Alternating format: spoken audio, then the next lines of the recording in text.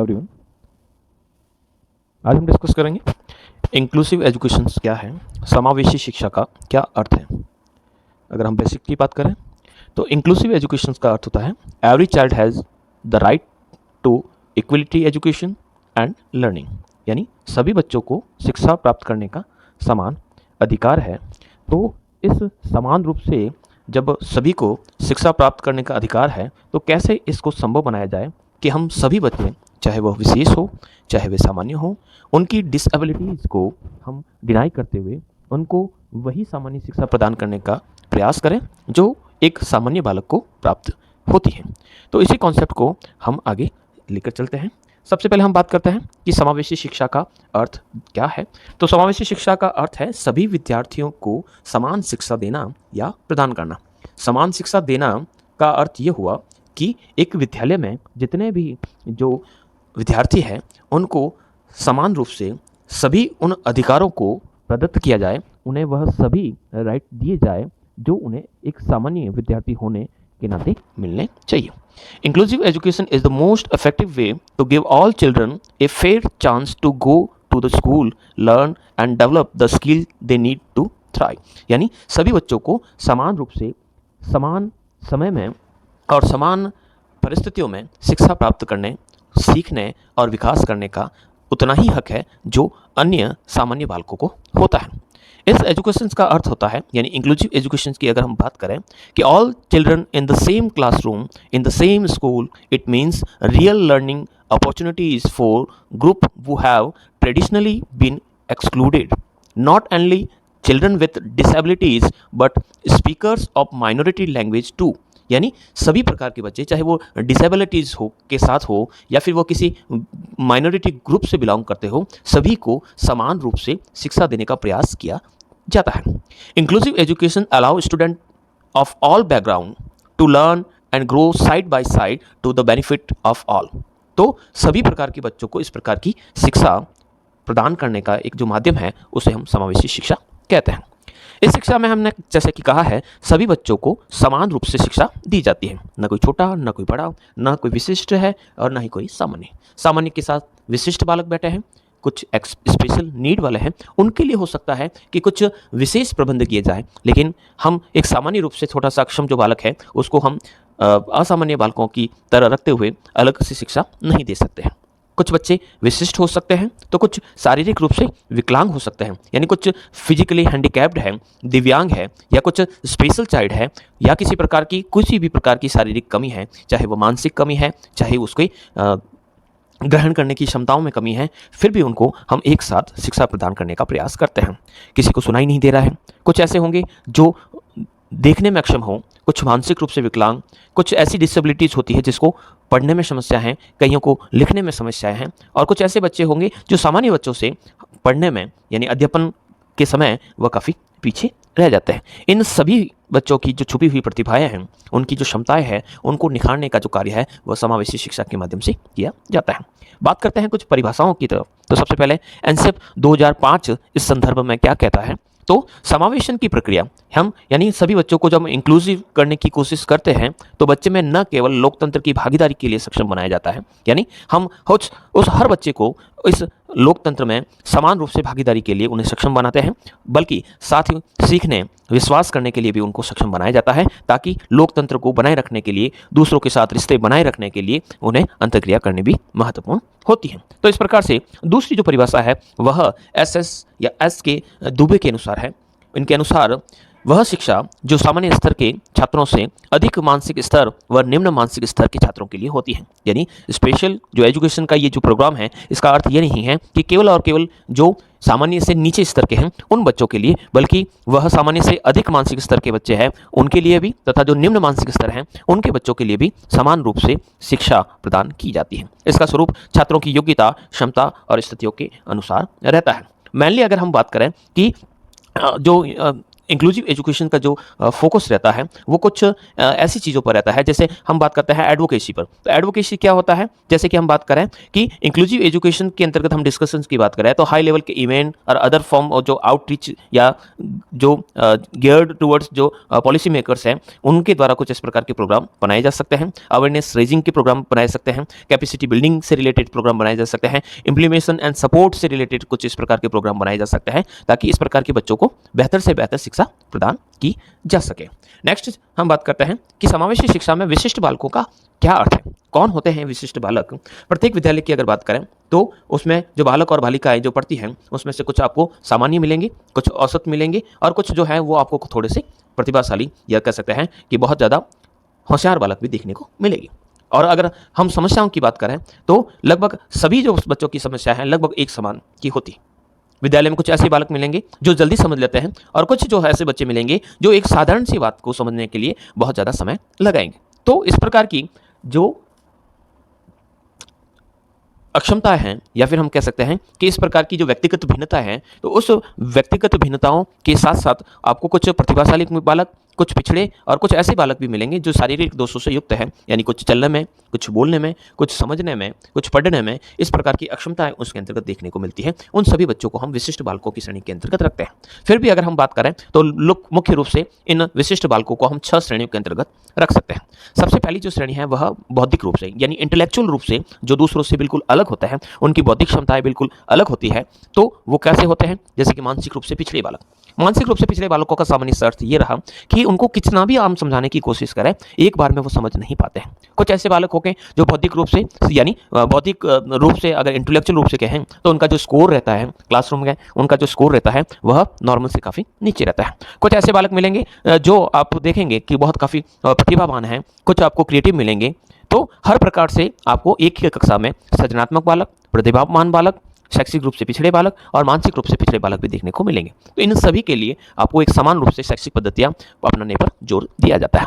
शारीरिक रूप से भिन्न बालकों की बात करें तो कुछ ऐसे बच्चे होंगे जो विकलांगिक अक्षम होंगे, यानी किसी प्रकार का शारीरिक दोष होगा, किसी के पैर नहीं है, किसी के हाथ नहीं है और किसी के कह सकते हैं कि आंखों से देखने में वह आपके सक्षम नहीं है। कुछ ऐसे बालक मिलेंगे जो चीरकालिक का अर्थ होता है जो लॉन्ग टाइम तक कह सकते हैं कि बीमार रहने वाले हैं और आने वाले समय के अंतर्गत भी उनके ठीक होने की संभावनाएं बहुत कम है। तो इसका अर्थ ये नहीं है कि वह शिक्षा प्राप्त नहीं कर सकता, उनके लिए भी इस प्रकार की शिक्षा की व्यवस्था की जाती है। कोई ऐसे बालक होंगे जो हियरिंग डिसेबिलिटीज से होंगे, यानी श्रवण शक्ति युक्त, यानी जिसके अंतर्गत हियरिंग डिसेबिलिटीज देखने को मिलती है। कुछ जो होंगे विजिबली जो कह सकते हैं डिसेबिलिट रहेंगे और कुछ ऐसे बालक मिलेंगे जिसके अंतर्गत एक से अधिक जो विकलांगता गुण है, यानी वह देख भी नहीं सकता है, वह बोल भी नहीं सकता है, वह सुन भी नहीं सकता है। तो इस प्रकार के भी बालक आपको देखने को मिलेंगे। कुछ ऐसे बालक जैसे कि हमने कहा कि मौखिक संचार से भी, मौखिक संचार से हम बात करते हैं कि वर्बली जो है डिसेबिलिटी उसके अंतर्गत देखने को मिलती है। वाक शक्ति युक्त का अर्थ होता है कि बोलने में जिस प्रकार से वो हकलाता है वह आसानी से अपनी बात को स्पष्ट नहीं कर पाता, बोलते बोलते वह अटक जाता है। भाषा विकलांगता का अर्थ होता है कि वह हर जो उच्चारण है, उच्चारण संबंधी दोष है या किसी प्रकार की जो शब्दों का जो प्रोनाउंसिएशन है उस प्रोनाउंसिएशन में उनमें कई प्रकार की समस्या देखने को मिलती है। इसी प्रकार से तीसरे जो है वह है आपके जो चौथा है वो मनोसामाजिक रूप से भिन्न बालकों के अंतर्गत रखा जा सकता है। तो वैसे कुछ जो बालक होते हैं सामाजिक रूप से कुसमाजित, सामाजिक रूप से कुसमाजित का अर्थ होता है ऐसे बालक जो समाज में या किसी समूह में रहना पसंद नहीं करते हैं, वह हमेशा कह सकते हैं कि एकदम स्वतंत्र रहना पसंद करते हैं। कुछ बालक जो होते हैं समस्यात्मक रूप में देखने को मिलते हैं, जो हर जो सिचुएशन होती है उसमें किसी न किसी प्रकार की समस्याओं को जोड़ने का प्रयास करते हैं, समस्याएं खड़ी करते हैं। कुछ ऐसे बालक होते हैं जो अपराध प्रवृत्ति के होते हैं, जो अपराधी कार्यों के या अनैतिक कार्यों में लिप्त रहते हैं। और कुछ बालक आपको ऐसे भी मिलेंगे जो संवेगात्मक रूप से अशांत रहते हैं। संवेगात्मक रूप से यानी इमोशनली उसके अंतर्गत जो कह सकते हैं कि बहुत सारे जो कह सकते हैं कि जो चेंज जो है बहुत रैपिडली, बहुत तेज गति से यहाँ पर चेंज देखने को मिलते हैं। इसी प्रकार से पांचवा है वंचन के आधार पर, यानी बोलने के आधार पर जो आपके वंचन या फिर हम कह सकते हैं कि कुछ जो कैटेगरीज है, सोशल कैटेगरीज है, उस सोशल कैटेगरीज के अंतर्गत जो वंचित बालक देखने को मिलते हैं, अलग अलग कास्ट से या अलग अलग धर्म से बिलोंग करने वाले जो पर्सन्स जो बालक है वो उसके अंतर्गत रखे जा सकते हैं। कुछ सांस्कृतिक रूप से भिन्न देखने को मिलता है। सांस्कृतिक रूप से भिन्न का अर्थ होता है कि जो लर्निंग की जो बेसिक सुविधाएं हैं वह उन्हें नहीं मिल पाती, विद्यालय की सुविधा नहीं है, विद्यालय है तो उसके अंदर टीचर्स की सुविधाएं नहीं है, विद्यालय की जो दूरी है उनके घर से काफ़ी दूर है। तो इस प्रकार की जो डिसेबिलिटीज़ है इसको डिसेबिलिटीज़ के अंतर्गत इस प्रकार से रखा जा सकता है, यानी वो चाह कर भी इस प्रकार के जो शिक्षा प्राप्त करने का एक साधारण जो तरीका है उसको अपना नहीं सकता। इसी प्रकार से सांस्कृतिक रूप से अल्पसंख्यक, यानी अल्पसंख्यक जो समूह रहते हैं उसके अंतर्गत भी जो सांस्कृतिक रूप से उनमें एजुकेशन के जो लाभ उन्हें प्राप्त होने चाहिए थे वह समान रूप से प्राप्त नहीं हो पाते हैं, उनको भी हम इस श्रेणी के अंतर्गत रख सकते हैं। फिर हम बात करते हैं कि अलग अलग विद्वानों ने विशिष्ट बालकों की विशिष्टता की प्रकृति के आधार पर अलग अलग प्रकार के प्रकार बताए हैं। तो इन प्रकारों की बात करते हैं कि जो विशिष्ट बालक होते हैं जिनके लिए हम इस प्रकार की समावेशी शिक्षा की कल्पना करते हैं, या फिर हम बात करते हैं कि हम इस प्रकार की एजुकेशन को इस सिस्टम के अंतर्गत लाने की कोशिश करते हैं, तो इस आधार पर कुछ जो बालक है वह आपको प्रतिभाशाली, कुछ जो बालक है वह आपको समस्यात्मक बालक देखने को मिलेंगे, कुछ बालक पिछड़े रूप में देखने को मिलेंगे, कुछ मंद बुद्धि के बालक होंगे, यानी उनका जो आईक्यू लेवल है वो काफ़ी कम होगा, कुछ ऐसे बालक मिलेंगे जो अधिगम असमर्थी, अधिगम असमर्थी का अर्थ होता है कि वह जो उनकी लर्निंग कैपेबिलिटी है वह बहुत कम होगी, कुछ जो है वंचित सामाजिक रूप से, धार्मिक रूप से, आपको कुछ ऐसे बालक भी मिलेंगे जिनको एक व्यवस्थित या एक सामान्य जो सर्वसुलभ शिक्षा होनी चाहिए वह आसानी से नहीं प्राप्त हो पाती है, कुछ ऐसे बालक होंगे जो जुवेलिन श्रेणी के होंगे, बाल अपराधियों के अंतर्गत जिसे रखा जा सकता है, कारण कुछ भी हो लेकिन उनको भी समान रूप से शिक्षा प्राप्त करने का अधिकार है, कुछ बालक क्रिएटिव होंगे जो भी सामान्य बच्चों के साथ एक ही क्लास के अंतर्गत, एक ही विद्यालय के अंतर्गत रहेंगे, तो उनके लिए भी शिक्षा की व्यवस्था करना, शारीरिक रूप से विकलांग बालक भी इसके अंतर्गत रखे जा सकते हैं। अब बात करते हैं कि शैक्षिक समावेशन कैसे किया जा सकता है, क्या इसकी विशेषता है। तो सामान्य शिक्षा रूप से पृथक रूप से पाई जाती है, यानी इसकी संरचना की अगर बात करें तो थोड़ा सा अलग है। सामान्य व्यवस्था जैसे कि अगर हम बात करें जो हमारे नॉर्मल जो एजुकेशन सिस्टम है उससे थोड़ा सा अलग एक सिस्टम की कल्पना की जाती है। अगर शैक्षिक समावेशन की बात करें तो प्रतिभाशाली जो बालक है या गिफ्टेड चाइल्ड जो है या शारीरिक अक्षमताओं से यानी डिसेबिलिटीज से युक्त जो बालक हैं उन बच्चों के लिए शैक्षिक समावेशन की व्यवस्था की जाती है। शैक्षिक समावेशन की बात करें यानी एजुकेशन इंक्लूसिव की अगर हम बात करें तो छात्रों की योग्यता, उनका मानसिक स्तर को इसके अंतर्गत बहुत ध्यान में रखा जाता है और इसी को ध्यान में रखते हुए उनके लिए एक सामान्य से शिक्षा की व्यवस्था की जाती है। और जहाँ तक कोशिश हो ये प्रयास किया जाता है कि एक सामान्य और विशिष्ट बालक जो है वह एक साथ बैठकर शिक्षा प्राप्त करें। इंक्लूसिव एजुकेशन की बात करें तो उन छात्रों के लिए होता है जो एक निश्चित शैक्षिक वातावरण में सामान्य रूप से कार्य नहीं कर पाते, यानी नॉर्मल जब कह सकते हैं हम शिक्षा देने की बात करते हैं तो उस शैक्षिक वातावरण में वह शिक्षा प्राप्त नहीं कर पाता, उनके लिए शैक्षिक समावेशन की व्यवस्था की जाती है।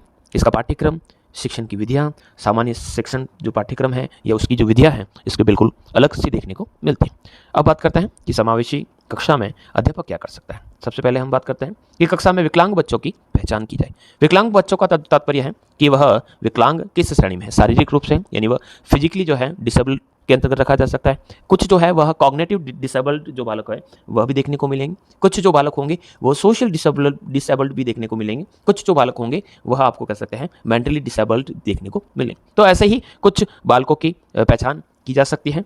हर प्रकार के विकलांग बच्चों को विद्यालय में स्वीकार किया जाए, ऐसा ना हो कि किसी बालकों में के अंतर्गत विजुअल पावर अगर कम है या कोई ऐसे बालक हैं जो उनकी श्रवण शक्ति बहुत कम है, वह सुनने में काफ़ी ज़्यादा प्रॉब्लम महसूस करते हैं, तो उनको हम अलग नहीं रख सकते, उनको भी इन्हीं बच्चों के साथ, सामान्य बच्चों के साथ शिक्षा प्रदान करने की कोशिश की जाती है। सामान्य और जो विकलांग जो बच्चे हैं उनके बीच सकारात्मक दृष्टिकोण का विकास करना, यानी एक समावेशी कक्षा में अध्यापक की भूमिका बहुत महत्वपूर्ण हो जाती है कि वह किस प्रकार से सामान्य जो बच्चे हैं और उनके साथ साथ जो बैठने वाले जो विकलांग बच्चे हैं उनके बीच एक सकारात्मक दृष्टिकोण विकसित करें और उन्हें एहसास कराएं कि ये भी आपकी तरह ही समान सामान्य है और उन्हें उतना ही हक है सामान्य रूप से शिक्षा प्राप्त करने का है जितना कि एक आप या अपने जो नॉर्मल बच्चे हैं वो करते हैं। कक्षा में जितने भी बच्चों को उचित स्थानों पर रखना, यानी उनके लिए बैठने की एक प्रॉपर व्यवस्था हो, इसको देखने का भी योगदान अध्यापक कराता है। जहाँ कहीं पर भी हो वास्तुशिल्प की बाधाओं को दूर किया जाए, यानी जो कई प्रकार की ऐसी समस्या है जैसे विकलांग बच्चे जो स्वतंत्र रूप से आगे बढ़ पाए, तो कुछ ऐसी सुविधाएं विकसित की जा सकती हैं जो इन डिसेबल्ड या जो विशिष्ट बालक हैं उनके लिए समस्याएं उत्पन्न करता है। जैसे कि अगर हम बात करें कि क्लासरूम जो है वह व्हील चेयर एक्सेसिबिलिटी के साथ हो, आसानी से व्हील चेयर आ सके, उनके लिए जो बैठने की जो व्यवस्था है, उनकी जो चेयर है, उनकी टेबल है, उनको इसी प्रकार से मॉडिफाइड किया जाए उनके लिए। यानी अगर कुछ ऐसे बच्चे हैं जो सुनने में या उनका लोअर विजन रहता है तो उनको क्लास में आगे बैठाने की व्यवस्था की जाए। तो इस प्रकार के छोटे मोटे प्रयास करके जो शिक्षक है वो अपना अमूल्य योगदान दे सकता है। अभिभावक और जनता को जागरूक करने के लिए विद्यालय द्वारा कार्यक्रम चलाया जाए, यानी जनता को भी जागरूक किया जाता है कि आपके घर के अंदर अगर विशिष्ट या ऐसा कोई ऐसा बालक है जो आप सोचते हैं कि इस प्रकार का बच्चा शिक्षा स्कूल में जाकर क्या करेगा या इस प्रकार की शिक्षा प्राप्त करने का अधिकार उसे नहीं है, उन्हें भी जागरूक करके इस प्रकार के बच्चों को सामान्य धाराओं से जोड़ा जा सकता है।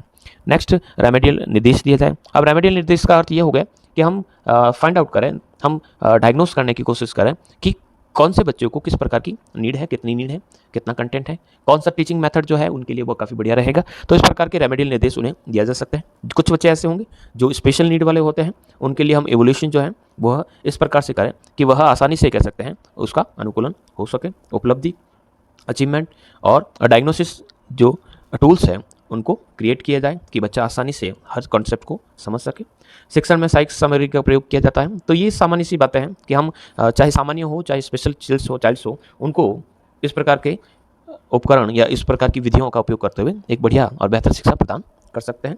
सभी गतिविधियों में विकलांग बालकों को शामिल करें। अक्सर देखा जाता है कि जो सामान्य जो गतिविधियां होती हैं, चाहे क्लासरूम की एक्टिविटीज़ हो, उसमें हमेशा जो विकलांग बच्चे होते हैं वो पहले से बैठ जाते हैं, वह उसमें भाग लेना प्रयास नहीं करते। तो यहाँ पर शिक्षक की भूमिका और बढ़ जाती है कि शिक्षक कोशिश करें कि इस प्रकार के जो बालक हैं उनको भी सामान्य रूप से उन बालकों के साथ खड़ा करें, उनके साथ उन्हें इन्वॉल्व करें, ताकि उन्हें लगे कि हाँ मैं भी अलग नहीं हूँ, मैं भी इन्हीं जैसा एक सामान्य सा बालक हूँ।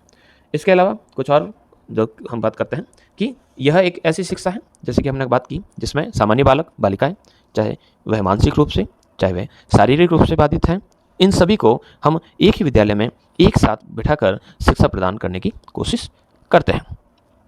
नेक्स्ट बात करते हैं, इसे अंग्रेजी के अंतर्गत इंक्लूसिव एजुकेशन कहा जाता है, और जिसका सामान्य सा अर्थ जिस प्रकार से कहा है कि all children learn together in the same school, no one should be excluded, यानी किसी को अलग नहीं रखा जा सकता। Every child has the right to inclusive education including childrens with disability, यानी सभी बालक जो सामान्य हैं चाहे वह विशिष्ट हैं, उन सभी को एक साथ रखकर एक साथ शिक्षा प्राप्त करने का एक अधिकार है। तो ये समावेशी शिक्षा सभी नागरिकों की समानता के अधिकार की बात करता है। सभी प्रकार के जो शैक्षिक कार्यक्रम हैं, कैसे पढ़ाना है, क्या पढ़ाना है, कब पढ़ाना है, उसे इस प्रकार से तैयार किया जाता है। ऐसे संस्थानों में विशिष्ट बालकों के अनुरूप प्रभावशाली वातावरण तैयार किया जाता है, और इस प्रकार की एजुकेशन प्रदान करने के लिए कुछ नियमों के अंतर्गत रिलैक्सेशन यानी शिथिलता दी जाती है, जिससे जो विशिष्ट बालक हैं जिन्हें आप कुछ बेहतर देना चाहते हैं उनको भी समावेशी शिक्षा के द्वारा सामान्य जो विद्यालय हैं, जो आप और हम जिस विद्यालय में पढ़ते हैं, उन्हीं विद्यालयों के अंतर्गत सामान्य बालकों के साथ रखकर कुछ थोड़े से ज़्यादा एफर्ट्स लगाकर उन्हें एक बेहतर शिक्षा प्रदान करने की कोशिश की जाती है। परिभाषाओं की बात करते हैं तो कुछ परिभाषाएं इस प्रकार से स्टीफन एंड ब्लैकहार्ट की है।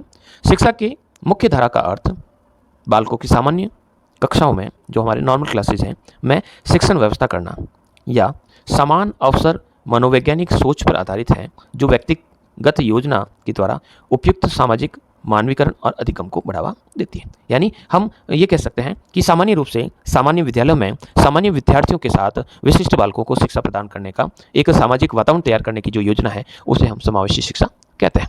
नेक्स्ट जो परिभाषा है वो कुछ इस प्रकार से है। यर्सल के अनुसार कह सकते हैं कि समावेशी शिक्षा के कारण या कुछ कारण योग्यता, लिंग, प्रजाति, जाति, भाषा, चिंता का स्तर, सामाजिक और आर्थिक स्तर पर विकलांगता, व्यवहार या धर्म से संबंधित होता है।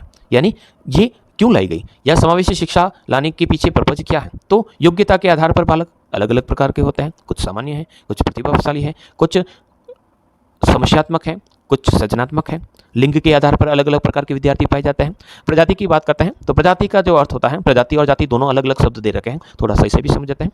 प्रजाति जो होती है यानी race denotes breeds not to culture. अगर हम कल्चर की बात करते हैं तो कल्चर जो रहता है, कल्चर के आधार पर, संस्कृति के आधार पर आपको अलग अलग प्रकार की जातियाँ देखने को मिलेगी। कुछ जो है मीणा जाति से बिलोंग करते हैं, कुछ गरासिया से बिलोंग करते हैं, और कुछ जो है वो भील जाति से बिलोंग करते हैं। लेकिन अगर हम प्रजाति की बात करते हैं तो प्रजाति जो है एक प्रकार का एथनिक ग्रुप है, जिसकी शारीरिक संरचना है, उसका रंग, उसके बाल, उसके शरीर की बनावट, उनकी आंखें, उनका जबड़ा, ये सब जो है दूसरों से बिल्कुल अलग देखने को मिलता है। जब हम बात करते हैं निग्रोइड, मेडिटेरियन, तो हम प्रजाति की बात करते हैं। लेकिन हम जब बात करते हैं माली, ब्राह्मण, राजपूत, ये जाते हैं, तो इनकी संस्कृति अलग है। लेकिन अगर देखेंगे तो इनका एथनिक ग्रुप सेम है, सभी की शारीरिक संरचना एक समान है, आँखों का आकार एक जैसा है, रंग एक जैसा है, हाइट एक जैसी है। तो इनके आधार पर बालक अलग पाए जाते हैं। सभी की भाषा अलग अलग प्रकार की है, कुछ हिंदी भाषी है, कुछ संस्कृत भाषी भी मिलेंगे, कुछ अंग्रेजी भाषी भी मिलेंगे। चिंता का स्तर, सभी जो है सोचने का तरीका सबका अलग है। सामाजिक आर्थिक स्तर सभी का अलग अलग प्रकार का है। उनके साथ उनकी जो विकलांगता है वह भी कह सकते हैं किसी में होगी, किसी में नहीं होगी, वह अलग अलग धर्म से होंगे। और इन सभी को एक ही प्रकार की शिक्षा देने का जो दारोमदार है वह समावेशी शिक्षा पर जाता है। ये यर्सेल की परिभाषा है। नेक्स्ट जो परिभाषा है शिक्षा शास्त्री क्या कहते हैं, समावेशी शिक्षा अधिगम के ही नहीं बल्कि विशिष्ट अधिगम के नए आयाम खोलती है। यानी सामान्य अधिगम तो हो रहा है, लेकिन उसके साथ साथ विशिष्ट अधिगम यानी जो स्पेशल नीडेड है या स्पेशल लर्निंग के जो प्रोग्राम है उसको भी उसके डायमेंशन जो है खोलते हैं। बात करते हैं समावेशी शिक्षा की क्या क्या विशेषता है। तो विशेषताओं की बात करें तो सबसे पहली विशेषता है समावेशी शिक्षा व्यवस्था में शारीरिक रूप से बाधित बालक विशिष्ट सामान्य सभी बच्चे एक साथ शिक्षा ग्रहण करते हैं। कुछ बाधित जो बालक होते हैं उनको ज़्यादा सहायता दी जाती है, लेकिन वह एक ही क्लास के अंतर्गत बैठकर इस प्रकार की शिक्षा प्राप्त करते हैं। दूसरी परिभाषा, समावेशी शिक्षा विशिष्ट शिक्षा का विकास नहीं बल्कि पूरक है। विशेष शिक्षा को पूरा करने का एक अनुपम प्रयास है। कुछ कम बाधित बच्चों को यानी कुछ कम डिसेबिलिटीज़ है उन बच्चों को समावेशी शिक्षण संस्थाओं के अंतर्गत प्रवेश करवाया जाता है, लेकिन जो गंभीर रूप से बाधित है, बहुत ज़्यादा उसके अंतर्गत समस्या है, बिल्कुल नहीं दिखाई दे रहा है, तो उनको हम सामान्य बच्चों के साथ शिक्षा प्रदान नहीं कर सकते। उनके लिए हमें ब्रेल पद्धति का उपयोग करना पड़ेगा। तो उनको लोग कह सकते हैं हम विशिष्ट जो विद्यालय हैं उसके अंतर्गत रखते हैं। लेकिन कुछ ऐसे बालक जिसके अंतर्गत इस प्रकार की विशिष्ट जो समस्या है, मंदबुद्धि के हैं और वो स्पेशल स्कूलों के अंतर्गत रह चुके हैं, फिर उनको इस प्रकार की समावेशी स्कूल्स जो है उसके अंतर्गत शिफ्ट किया जा सकता है। इस शिक्षण व्यवस्था में शिक्षा का ऐसा प्रारूप तैयार किया जाता है जिसमें बालकों को समान रूप से शिक्षा के अवसर प्राप्त हो सकते हैं। समाज में वह सामान्य रूप से सामान्य बालकों की तरह सामान्य लोगों की तरह अपना जीवन व्यापन कर सकते हैं और इसके लिए नियमों के अंतर्गत छूट दी जाती है। उनके लिए कुछ ऐसे ही प्रभावशाली वातावरण को तैयार किया जाता है जिसके अंतर्गत बहुत कम से कम जो समय में जो विशिष्ट बालक हैं वह सामान्य बालकों के साथ आसानी से एडजस्ट हो जाए। इस प्रकार की शिक्षा में उनके स्वास्थ्य, सामाजिक वातावरण और संबंध बनाने में जीवन स्तर के प्रत्येक स्तर पर सहायक सिद्ध होती है। समाज के लोगों में सद्भावना और आपसी सहयोग की भावना बढ़ती है, क्योंकि जब सभी प्रकार की जो वंचित या फिर कह सकते हैं कि जो व्यक्तिगत भिन्नता पाई जाती है या धार्मिक रूप से या शारीरिक रूप से या मानसिक रूप से जो विभिन्नता पाई जाती है, जब उन सभी बच्चों को हम एक साथ रखते हैं तो न केवल समाज में एक या फिर उन बच्चों में एक गुड मैसेज जाता है। ये एक ऐसी व्यवस्था है जिसके अंतर्गत हम विशिष्ट बालक के साथ साथ सामान्य बालकों को भी उसी बराबर समझा जाता है, उनके व्यक्तिगत अधिकारों के साथ उसी रूप में उसको स्वीकार करती है। यानी विशिष्ट बालकों को भी उसमें सामान्य बालकों के साथ समान अधिकार दिए जाते हैं। उनके जीवन स्तर को ऊंचा उठाने, उनके नागरिक अधिकारों को सुरक्षित रखने के लिए इस प्रकार की जो समावेशी शिक्षा है वो काफ़ी आवश्यक मानी जाती है। विभिन्न शिक्षाविदों, अध्यापक, शिक्षण संस्थाओं, माता पिता, इन सभी के जो सामूहिक जो प्रयास है, इनकी सामूहिक अभ्यास है, इन सभी पर आधारित समावेशी शिक्षा यानी समावेशी शिक्षा का अर्थ या जो इसको इम्प्लीमेशन का जो रोल है वो केवल टीचर्स पे नहीं है। टीचर्स के अलावा भी जितने भी जो उस बच्चे से जुड़े हुए जो समूह हैं, उनके माता पिता, उनका समाज, उन सभी का जो है इसमें बराबर योगदान है। इस शिक्षा के अंतर्गत समानता के अवसर जो विशिष्ट बालकों को अब तक नहीं दिए गए थे, वह उसको शिक्षा के लक्ष्य को प्राप्त करने के लिए इस प्रकार की शैक्षणिक व्यवस्था प्रदान की जाती है, ताकि उन्हें वो सभी जो समानताएं, जो अवसर जो अब तक नहीं मिले थे, वह उन्हें भी प्राप्त हुए, ताकि शिक्षा जो है वह समान रूप से सभी के लिए आसानी से उपलब्ध हो सके। इसी प्रकार से हमने आज डिस्कस किया कि इंक्लूसिव एजुकेशन क्या है और किस प्रकार से इसकी आवश्यकता है और किस प्रकार से हम इंक्लूसिव एजुकेशन जो है उसको हम आसानी से इम्प्लीमेंट कर सकते हैं। यानी इस प्रकार का इन्वायरमेंट हम बनाएं या इस प्रकार की कुछ स्टेप्स उठाएं, तो ताकि जो ऐसे बच्चे हैं जो स्पेशल या जो नीडफुल हैं उनको भी आसानी से हम आराम से एक सामान्य रूप से एक शिक्षा प्रदान कर सकें। आज के लिए इतना ही, धन्यवाद।